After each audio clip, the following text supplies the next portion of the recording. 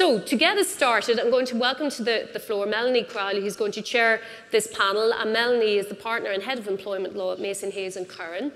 And she's going to be joined then by Siobhan O'Shea, Director Scale Businesses Success, EMEA APAC for Indeed. We've got Hannah Cronin, Director Employment Legal for EMEA APAC Latam and Canada for Pinterest. We've Anne-Marie Tierney, Le-Roux, Head of FDI Technology IDA, and Ger Connolly, Partner Employment and Benefits Team, Mason Hayes Curran. Please everybody give them a warm round of applause as they make their way up on stage. Thank you everyone.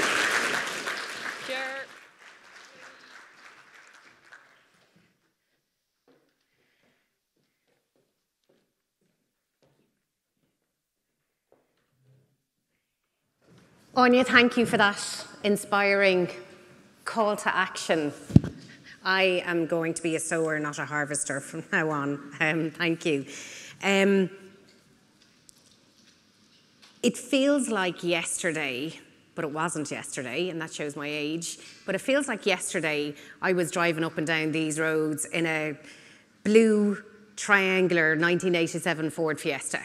The bonnet was red because it had fallen off, but that's besides the point. And the reason I was driving up and down the roads here, and most of you in the room will hopefully remember, it was all warehouses, and there was a few music studios in warehouses, and I was driving my then boyfriend, now husband, to one of the music studios a lot. And if somebody had said then that this kind of almost derelict, slightly scary part of Dublin would become this incredible tech hub that we now call the Silicon Docks, I'm not entirely sure anybody would have believed them or believed us, because it's not that long ago. It's only about 20 years ago, but yet the tech sector has blossomed. It had already started by then, but it has blossomed since then. And we're going to talk today about some of the factors that have contributed to that and what the future holds for the tech sector as well, or what we think that the tech sector holds. And we're going to start by looking at, kind of the employment piece of that, the human capital piece of that. And I heard an interesting story about 10 or 12 years ago, and it was, I don't know whether it was true or not, but it was about what drove Google in particular to open and expand their kind of operations outside of the US and why they chose to base it here. And the story goes that they polled their employees and they asked them where they'd want to live and work most in the whole world. And they got two responses. One was Sao Paulo and the other one was Dublin. And that was a large factor in their decision. So the story goes about why they should expand and build out their non-US base from here. I think that's a good place to start. What actually drives and has driven and continues to drive the tech sector in employment terms into Ireland? And I want to start with Anne-Marie Tierney Le-Roux, who's the head of FDI in the technology sector for the IDA. Anne-Marie, you've a really unique perspective on this because you're at the coalface of trying to incentivize organizations, tech sector organizations, to come to Ireland or to build out in Ireland. In employment terms, what's peculiar about employees and our access to talent that drives that or has fed into that? Thanks, Melanie. Well, look, good morning, everybody. It's great to be here this morning. Great to be at such an exciting in-person event. I think the history of the tech sector in Ireland, and you went back 20 years, I'd add probably another 40 years on top of that, prior to that, Melanie, in terms of the reason we're here today, I guess, is a reflection of everything that has happened over the past 60 years in building up a really established tech cluster base in Ireland that we've managed to do.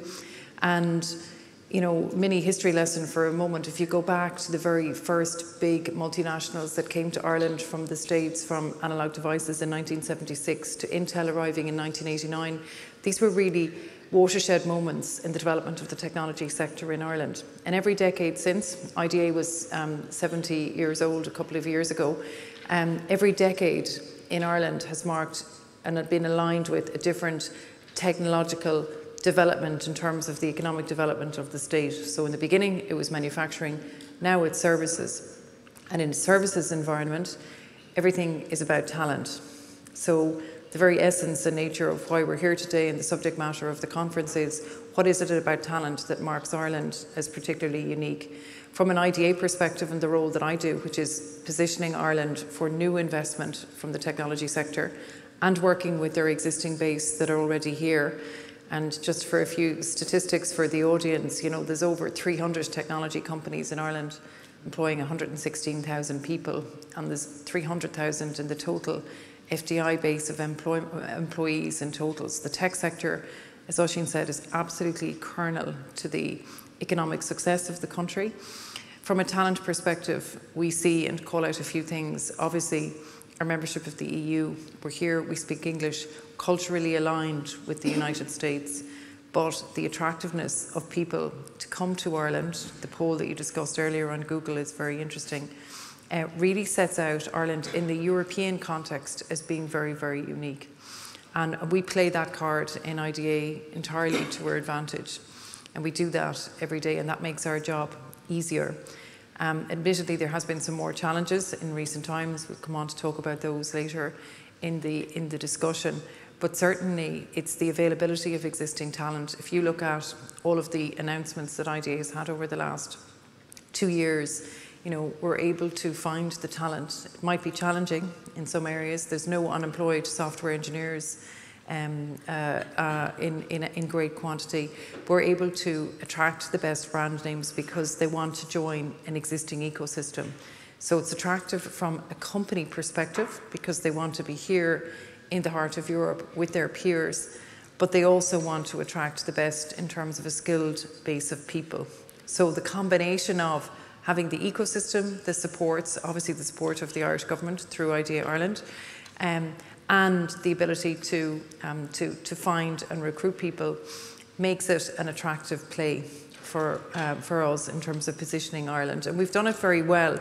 It doesn't mean that we don't have more difficult times over different periods aligned with the international economy. But we've been doing that for 70 years, and we know that's a factor of an advanced economy. And we try to play to win all the time. And that's what we hope to continue to do. So our message is very upbeat about the future, despite some of the more recent challenges. And so Ger is a partner of mine in the Employment and Benefits team, but he heads up the firm's immigration practice. And I just want, Ger, just to ask you, just on that point, one of the things that we get asked at the coalface early in the decision-making factor is the ease of entry for organisations who want to send over senior execs. So the immigration piece is important as well. Yeah, there's two key points in that. We do attract talent. If you take, and you can see this in your workforce and see this in 1 in 4 employees is now a non-Irish employee. In 2019, we issued 14,000 work permits. Last year was 40,000 work permits. So we have an ease of entry into the system. And one of the things that I always say to people that are coming in that not that long ago, the system was stretched and it could take 12 to 14 weeks to get a work permit, but the government threw huge resources into it, and now it's down to 2 weeks. So we make ourselves, and we're flexible enough to realise that we need talent, and we're prepared to bring in talent. I think that's one thing that we should be very proud of. The fact is that, well, yes, governments come in for criticism, but when we saw a pressing need, it was addressed. And I think the other thing that we should always be mindful of, we are very stable in terms of our employment laws. The Unfair Dismissals Act is actually 47 years old. It's interesting that we talk about huge changes in technology, but actually employment rights have been very stable. And that's a good thing because it gives certainty. So I think we should be proud of the fact that we're very open and transparent. We want people to come. We want people to come in, and it has the influx of talent grows the economy, and I think that's been the key to our success. Yeah, and Anne-Marie mentioned there the challenges, and I don't think we can talk about employment in the tech sector without talking about kind of the elephant in the room, which is a lot of the restructuring that's going on at the moment, a lot of rationalisations, particularly with the bigger players. Siobhan O'Shea is the Director of Scaled Business in Indeed, but she's also the Vice President of the Dublin Chamber of Commerce. And I want to talk to you, Siobhan, just for a few minutes about the challenges in the employment space in particular that we're all seeing at the moment in the tech sector. Yeah, well, good morning, everyone, and thanks for that introduction, Mel. So, yeah, look, without question, I think a lot of the media coverage that you're hearing is in respect of the big tech redundancies that have hit the marketplace, both domestically and internationally, over probably the last, 6 months to a year. But what we are seeing, absolutely, and from an Indeed perspective and in a broader perspective from a staffing solution approach, is that most of the people who are coming out into the market are able to secure alternative opportunities relatively easily. And I think that's a huge testament to the fact that there's so much diversity and breadth of business in Ireland across, tech and beyond. We're at full employment.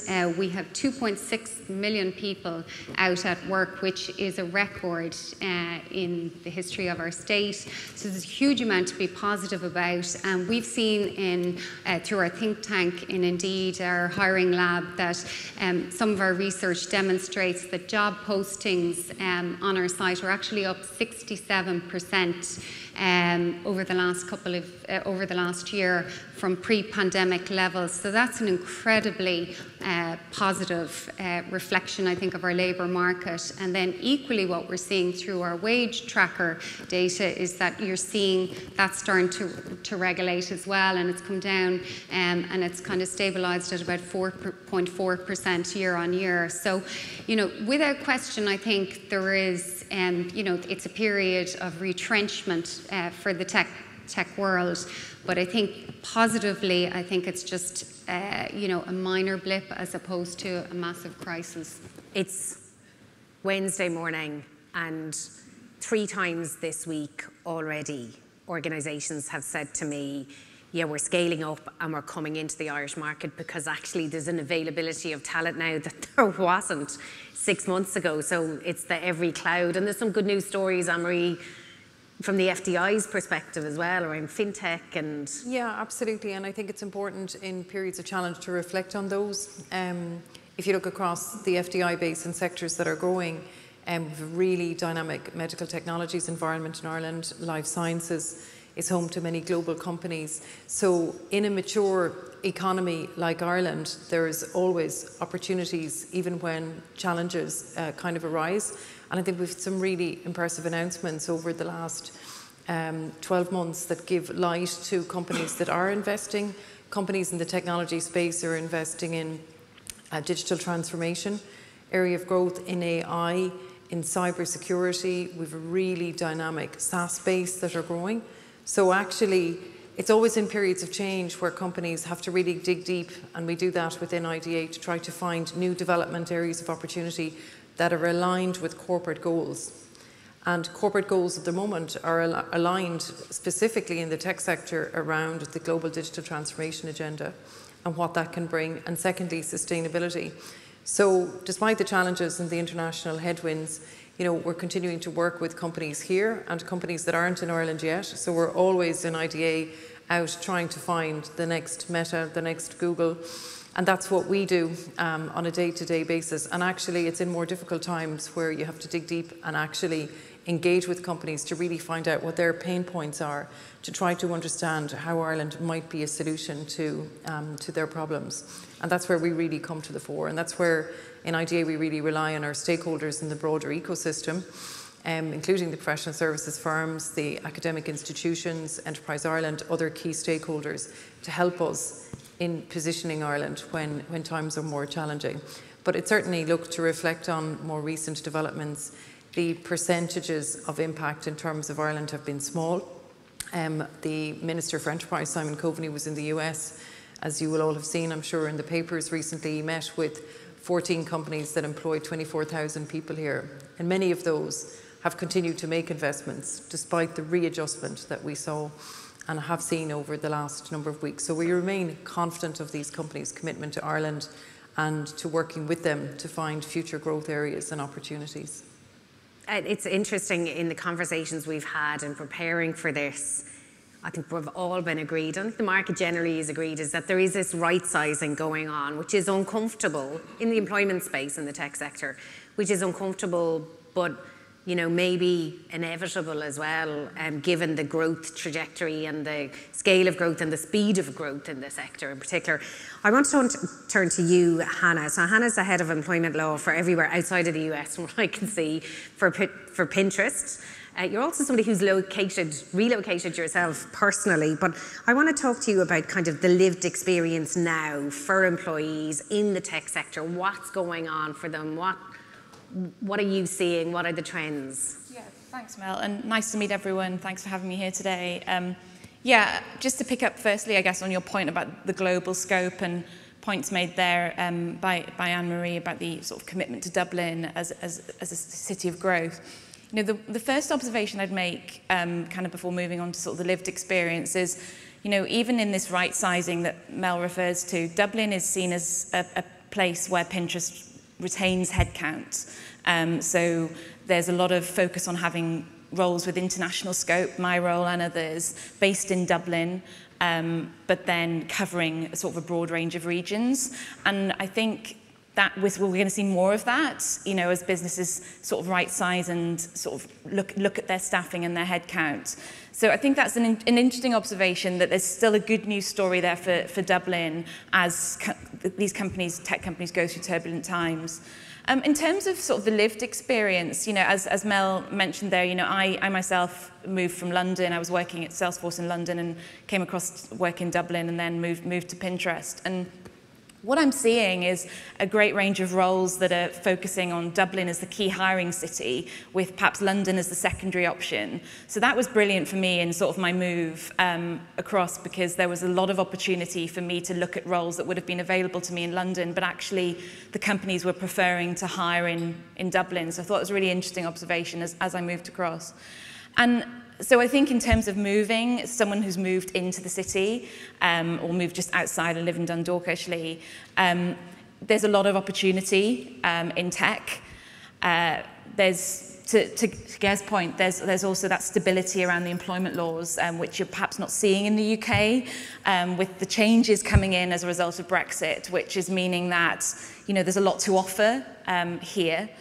In terms of that lived experience, what I'm seeing as well is a great deal of flexibility. So at Pinterest, we have sort of a remote first approach to the way of working. So that's an encouragement of employees to sort of focus on that focused work at home, and then come into the office for meaningful moments of collaboration, where that sort of collective effervescence of people being together is really valued. So there's really great perks like, you know, my commuting costs are paid for me to come in, my tolls and my parking, and then I'm incentivized to come into the office where there'll be events on. I think recently we had a cheesecake bar, and there would be sort of a quiz that evening, but there would also, it would drive the population into the office on those days, but also support employees to work remotely. And the great thing about that is it's driving talent out more broadly across Ireland. So I have colleagues that work in Galway, I've got colleagues that work in Kilkenny, I'm in Dundalk. I'm also seeing a lot of growth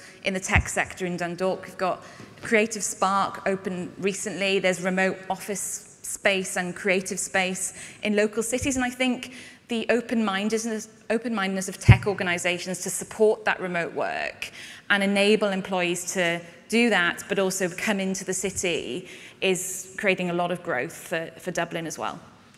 That remote work piece, remote first, I hadn't heard that phrase before, remote first. That remote work piece, though, has caused some interesting challenges for employers. Ger, I'm going to turn to you on this one. Kind of since COVID and during COVID and since COVID, when employees pushed the remote boundaries beyond the Irish borders. Yeah, we've seen a lot of people, you can work anywhere in the world, but the concept and the reality for the employer simply at times don't match. So we're now seeing this idea of, I'm quite nervous about having lots of people in Spain, Portugal, France, and that generally you get your employment rights where you live. So when you have, and you're quite certain about what's happening in Ireland, but all of a sudden, by accident, and I think there's a small percentage of the workforce hiding in continental Europe. They will be found at some stage. I told you not to tell anyone.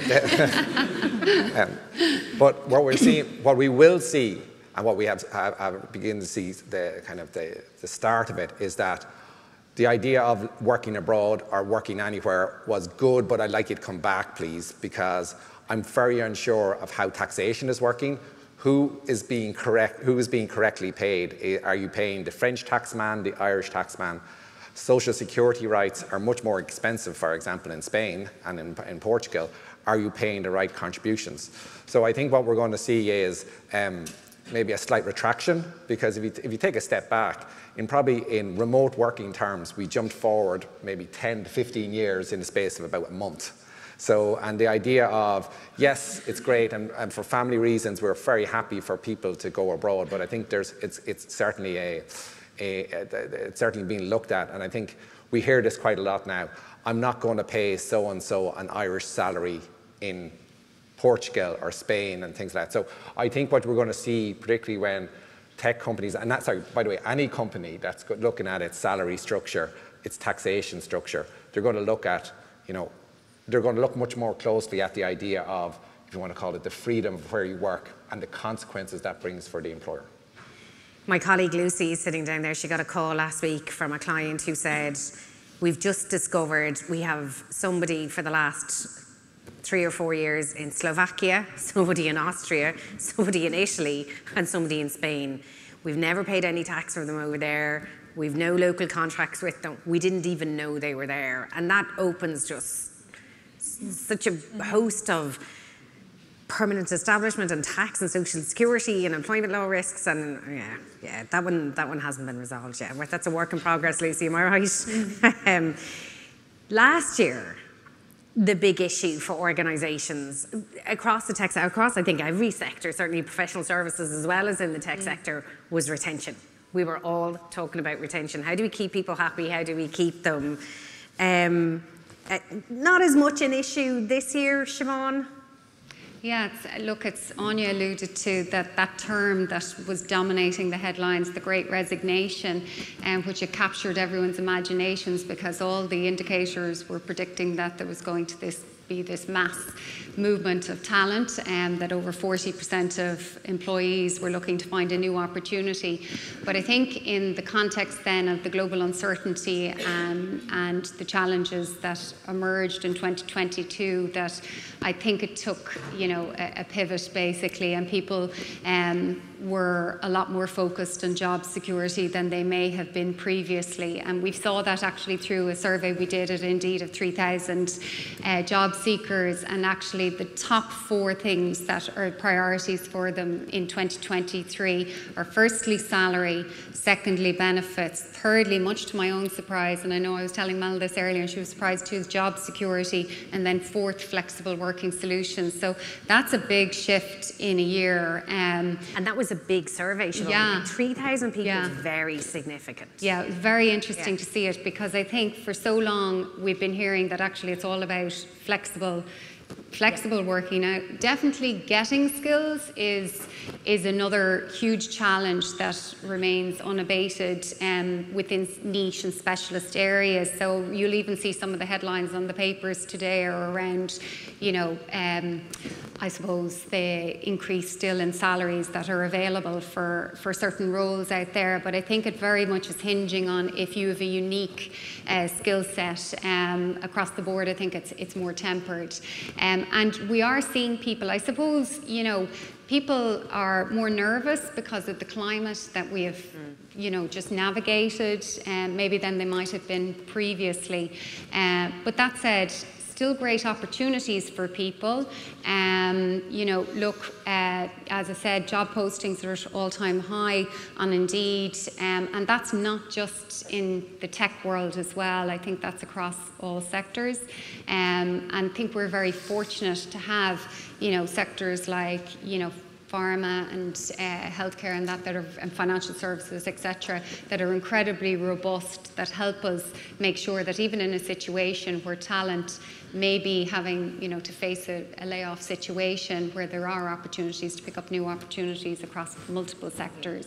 So definitely a bit of a slowdown maybe in that talent turnover than we might have seen even 6 months ago.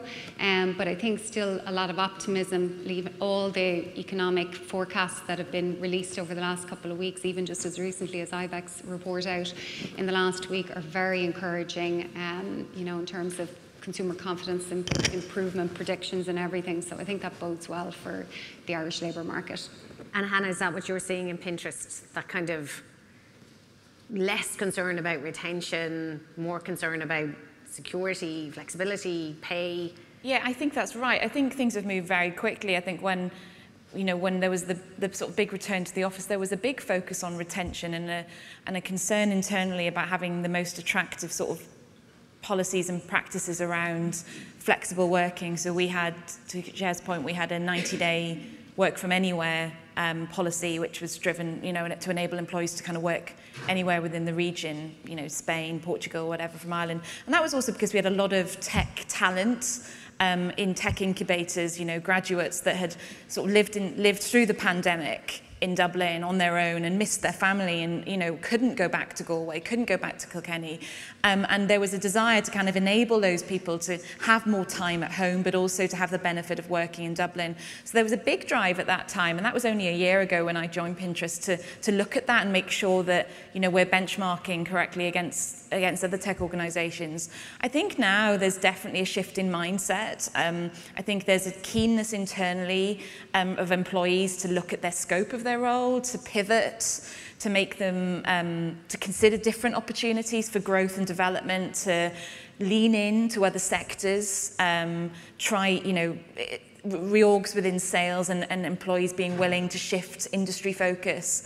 And I think there's less of the employee advocacy that sort of often governed tech organisations, and more of a collaborative discussion between HR and the corporate functions and the employees. I think there's definitely been a shift in that culture.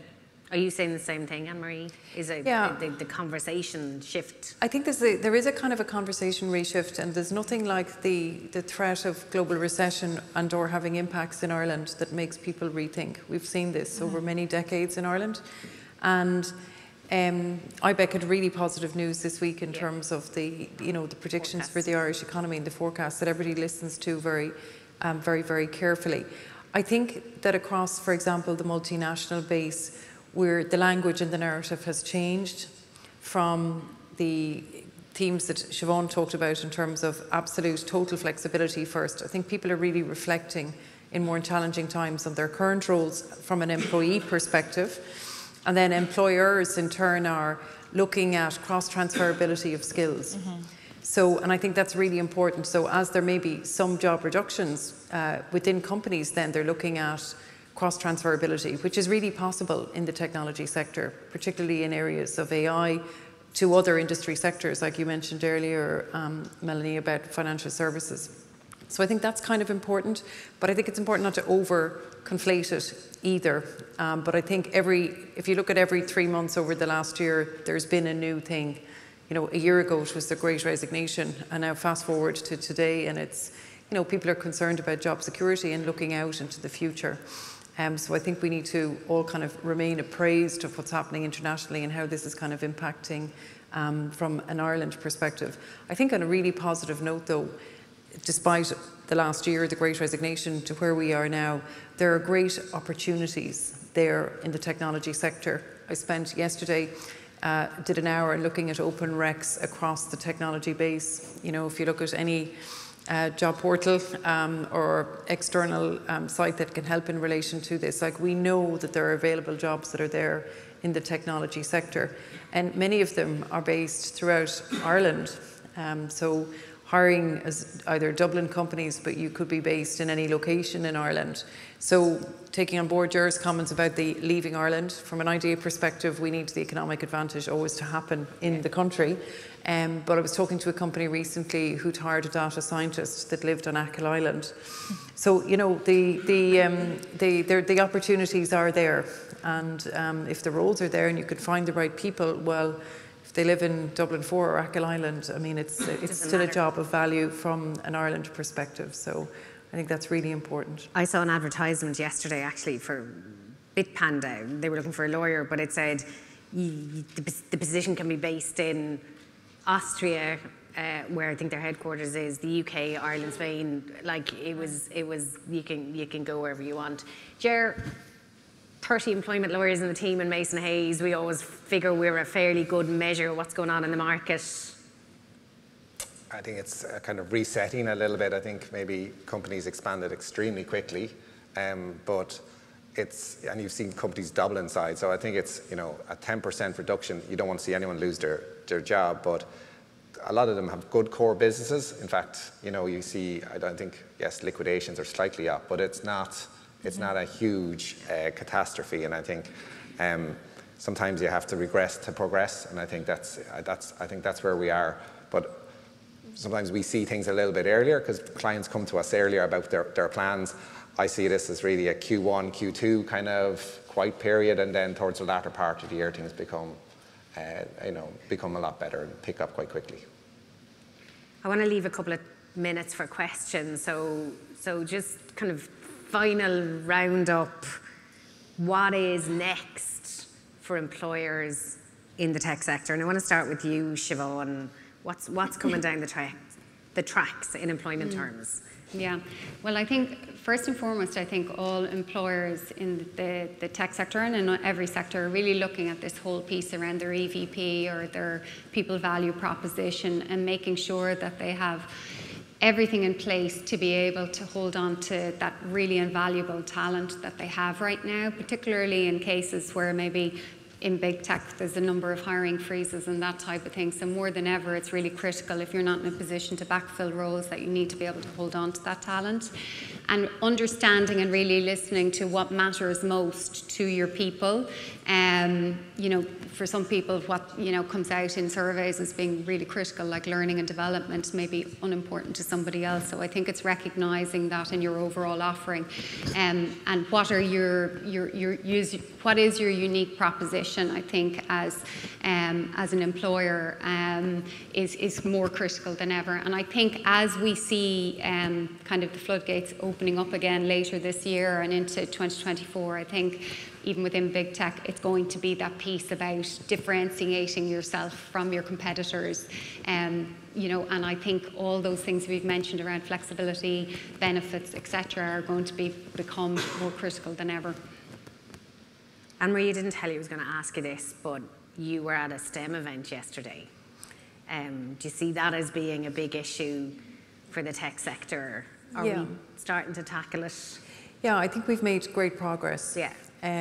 This was the I Wish event that was held in the RDS yesterday, and IDA were sponsors for an event in the morning where a lot of our technology sector clients that are represented here, but were also there yesterday.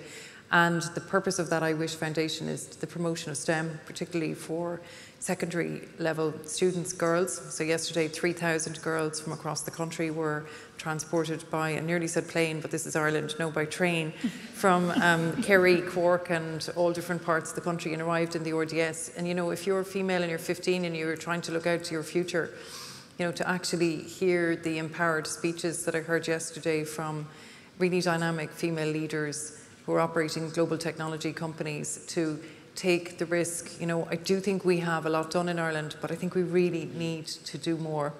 So I think from a technology sector perspective, companies as they're hiring really need to think about their diversity strategies in the context of the current environment and what they can do in turn to actually maybe contribute back to the community.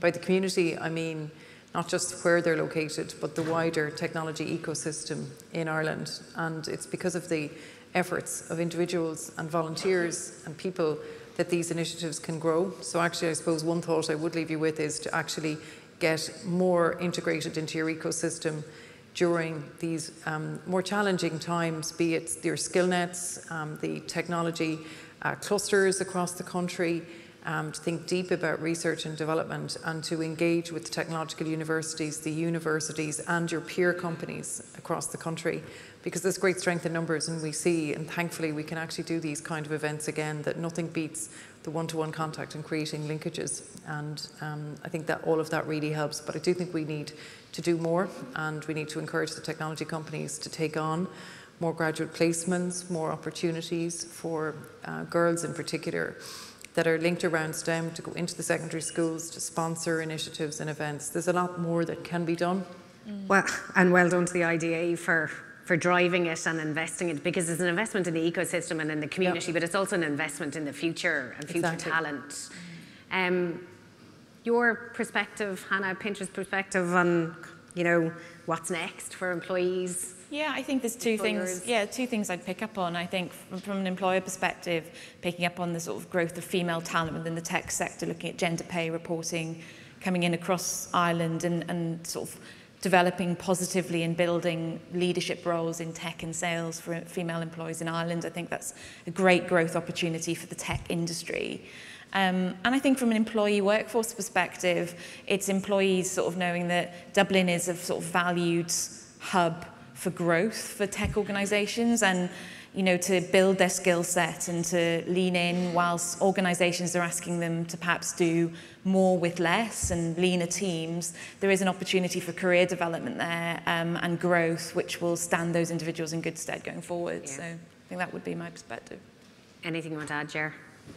No, I think if you look at the moment, the EU have published their strategy, and one of the things is to blend social welfare in Europe. So the idea, you'll have a European workforce, but the other thing that's kind of embedded in that document, it is greater protection for what they call platform employees. And I think they're really driving that at tech companies who the likes of, what is the status of an Uber driver? We won't go into that today, but I think that's, so you can see that's where we're trending down to. You might have a flexible workforce that comes and goes, but there's the concept of what protection that a person is entitled to will be looked at in the coming. That's the whole other end of the spectrum when it comes to flexibility. The Google, or the Uber driver first eat method. I think that'll be interesting over the next few years.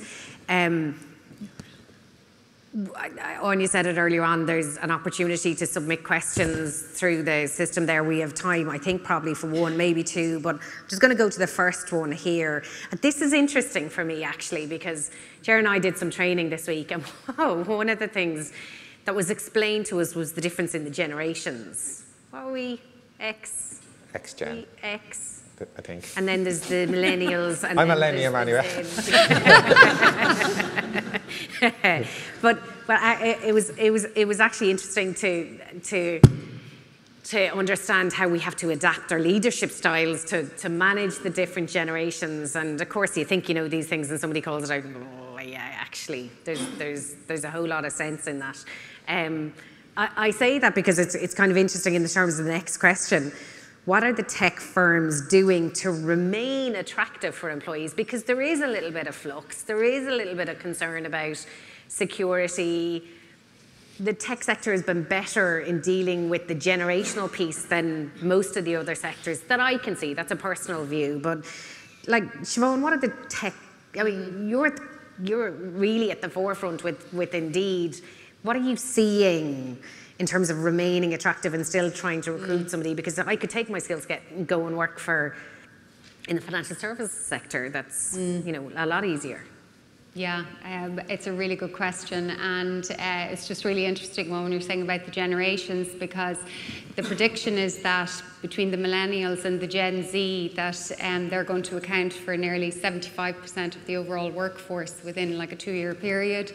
So I always say to any of my millennial teammates, I'm like, be nice to me when you're my boss, you know. Which they think will happen next week. So, you know, I think there's a lot actually that tech firms can do to, I suppose, retain and attract staff. And I think it really goes back to what I'm saying about standing out from the competition and making sure that you're offering a proposition that really meets the needs of the skilled talent that you're trying to attract. And I think one of the huge areas of focus for organisations is this whole piece around lifelong learning now.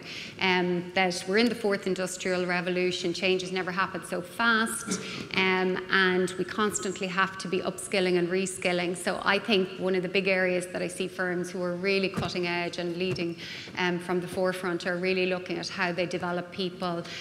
Even that whole piece around redeployment, with AI, what that's going to do in terms of taking tasks out of our jobs and maybe taking jobs out of organisations altogether. So it's really this opportunity now to take a grip of it when we can, to make sure that we're actually preparing ourselves as much as possible and our people for new roles that don't even exist yet. And the top 5 listed jobs on LinkedIn did not exist 15 to 20 years ago. So, I mean, this is how fast change is happening. So I think for organisations, it's getting ready for, things like these black swan events like we just experienced, and thinking about that in the context of their talent strategies, whether that's being more agile in their strategies, making sure that they're embedding their EVP very solidly at the heart of everything they do, making sure that their values, their mission are very authentic and understood, because particularly the younger generations want to work for companies that they feel give them work that's meaningful, where they have a sense of belonging in that business. So there's a huge amount, I think, that organisations are doing and can do. And the agility piece is important because it changes. Absolutely. It's like last year was retention, this year security, it'll be something else next year. Hannah? Yeah, I think there's, a few things I would say is looking creatively at the benefits offering.